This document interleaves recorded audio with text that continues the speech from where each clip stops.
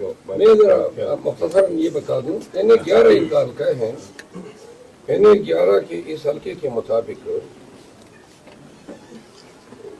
جو انتخابی حلقہ N11 اس میں جو امیدواران ہیں،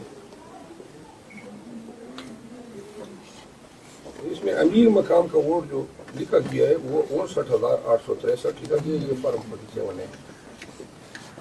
اور سید فرین صاحب، ہاں یہاں ان کا لکھا گیا ہے 54,311. یہ غلط ہے سر. فارم 45 ہمارے پاس میں یہ آپ سے بات کر رہا ہوں. یہ فارم 47 ہے، یہ وہ ہیں جس سے نتائج کو چینج کیا گیا. اب ہوا یہ کہ اتنا ہی کافی نہیں ہے. ان کے بچے کو سدید الرحمان نام ہے ان کا، اس کو اٹھایا گیا. ہمارے ایم پی اے کا جو کینڈیڈیٹ ہے وکیل ہے، اس کو اٹھایا گیا اور ان پہ انتہائی تشدد کیا گیا. اس کے بعد جو ہے فائر کھولا گیا. اور کتنے لوگ شہید ہوئے؟ ہمارا 2 آدمی شہید کر دیے گئے، 18 ہمارے شدید زخمی ہیں. ویسے ہمارے 3 قیادت پولیس بن گئے. ہمارے بچے ہماری ڈسٹرکٹ تقریباً آدھی قیادت اس میں بنا ہے. ابھی بھی ہم پر کربلا ہے. ابھی ہم وسیق تو ہماری آدھی قیادت جو ہے وہ جو ہے گولیوں کا نشانہ بن چکی ہے. پورے شانگلہ ضلع میں کرفیو ہے صرف امیر مقام کو جتوانے کے چکر میں. کیونکہ کے پی میں آپ کو پتہ ہے کہ کے پی میں ان کے لیے یہ کرنا وہاں کے کلچر کی وجہ سے ممکن نہیں ہے. تو ریزسٹنس آئی. اب جو ہے یہ حضرت ان کے بیٹے کو بعد میں 2 دن بعد پیش کیا گیا، دوبارہ کچہری سے اغوا کیا گیا. یہ ہر حلقے کی یہی کہانی ہے اور ہر حلقے کی یہی داستان ہے. عامر مغل صاحب مختصر صاحب بتا دیں کہ کب آپ نے لیڈ کی بتائی اور کب آپ کو بتایا گیا کہ فارم 47 میں کیا ہوا ہے؟ لیکن جی شام 5 بجے کے بعد جب رزلٹ آنا شروع ہوئے تو تقریباً 9-10 بجے میں نے اپنے لائر بھیج دیے آر او آفس میں، اور میں گھر میں رزلٹ جو ہے وہ سارے جمع کر رہا تھا. تو جب میرے پاس کچھ 200 کے قریب آ چکے، 250 کے قریب، تو جب میری لیڈ کو 30,000 کراس ہوئی تو میں پھر آر او آفس چلا گیا.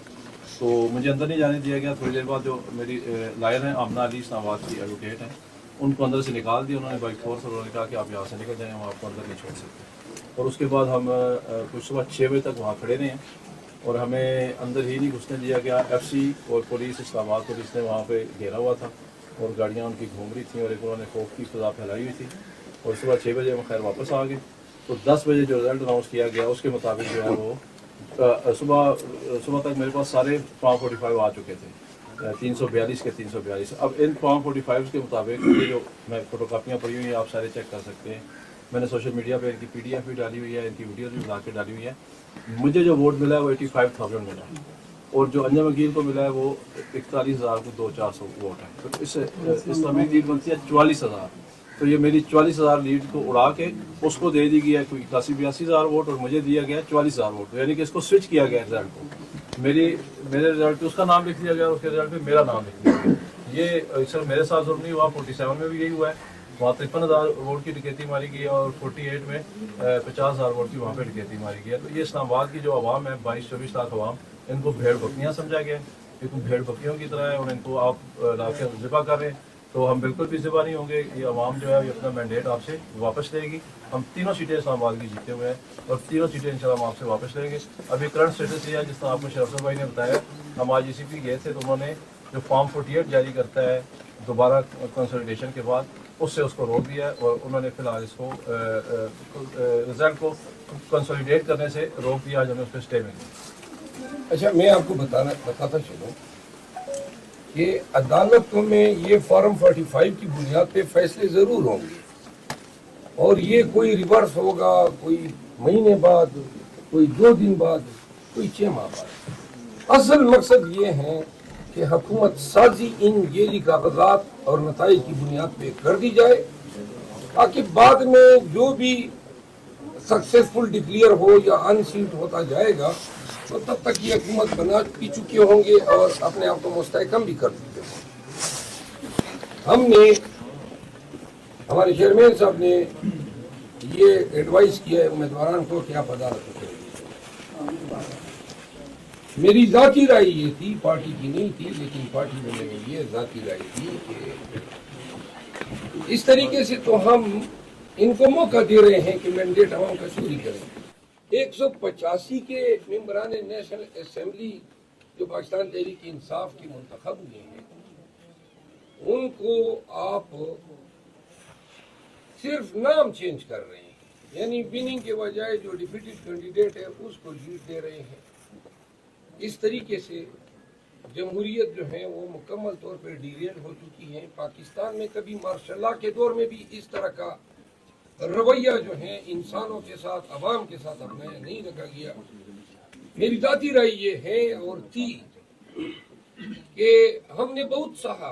9 मई के बाद 9 मई के ड्रामे के नाम पे हमें इन्होंने जुल्म जबर का शिकार बनाया, और अब ये वक्त है डू और डाई का। यानी कर क्या रहे हैं ये इस मुल्क के साथ, इस निजाम के साथ क्या कर रहे हैं, और कौन सा, जरा खामोश हो जाए यार, कैसे आप लोग हैं?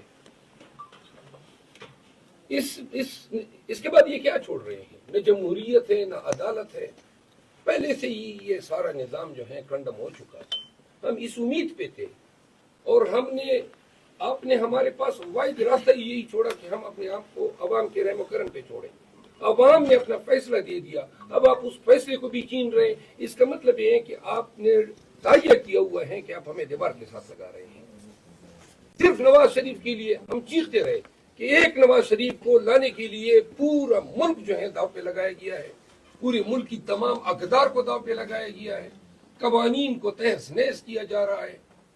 मेरा मशवरा ये था कि हमें लॉन्ग मार्च करके इस्लामाबाद पे मार्च करनी चाहिए, और यहाँ पे या तो ये हमारा सवा सत्यानाशी कर दे, जिंदा रहने की जरूरत ही नहीं है। ये कर क्या रहे हैं? हमें यहाँ पे धरना देना चाहिए, सिटिंग, और सिटिंग तब तक हम उठें जब तक ये या हमें सरनगू न कर दें कि हम कहें बस जी हम फिर जो आप कह रहे हैं हम मान लें कि ठीक है, या फिर ये जो है कानून के तहत अपने आप को ला को सरेंडर कर दें। सब कुछ हमारे साथ जुल्म, बर्बरियत और जबर की इंतहा है, और अदालतों से तो हम मायूस हो ही चुके हैं। पूरे पाकिस्तानी कौम मायूस हो चुकी है। हमारे पास अब अदालतें रही नहीं है, अदालतों का ऑप्शन ही नहीं है कि अदालतों से हम तवक्को रखें कि वो कोई किया दर अदालतों का है, किया दर अदालतों का है कि जी ये इंतजामी अफसरान को आपका चैलेंज करना भी तमीन अदालत है। बेट के निशान के साथ लड़ना आपका हक नहीं है।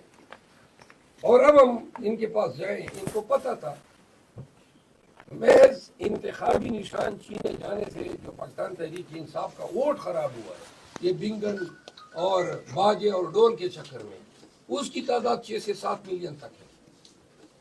तो लिहाजा इस प्रेस कॉन्फ्रेंस के जरिए हम तमाम अरबाब इख्तिदार को ये अपील करते हैं कि वोट के नाखुन लें।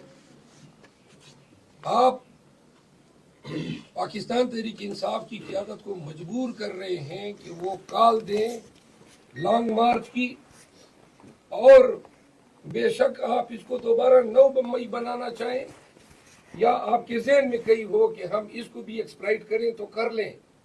ऐसी सूरत-ए-हाल में जिंदा रहने से तो बेहतर है कि हम मर ही जाएं।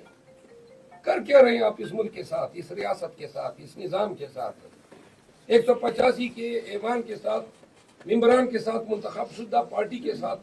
आप ये 50,000 की लीड और 1 लाख की लीड से जीता हुआ शख्स जो है वो 30,000 से हार रहा है, सिर्फ आपके जेली फॉर्म 47 पे।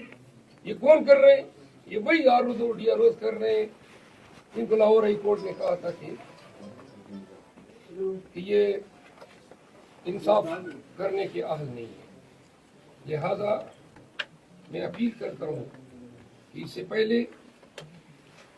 पहले कि हमारा पैमाना सब्र लबरेज हो और हम ये तहैया कर ले, और पाकिस्तान तहरीक इंसाफ का हर वर्कर सर पे कफर बांध के इस्लामाबाद के लिए निकले कि हमने जिंदगी नहीं रहना है ऐसे मुल्क में जहां हमसे हमारा हक छीना जा रहा है, और पाकिस्तान के अवाम निकले कि हमसे हमारा मैंडेट छीना जा रहा है। सिर्फ एक नवाज शरीफ के लिए पूरे मुल्क का आप लोगों ने हशर नशर कर दिया।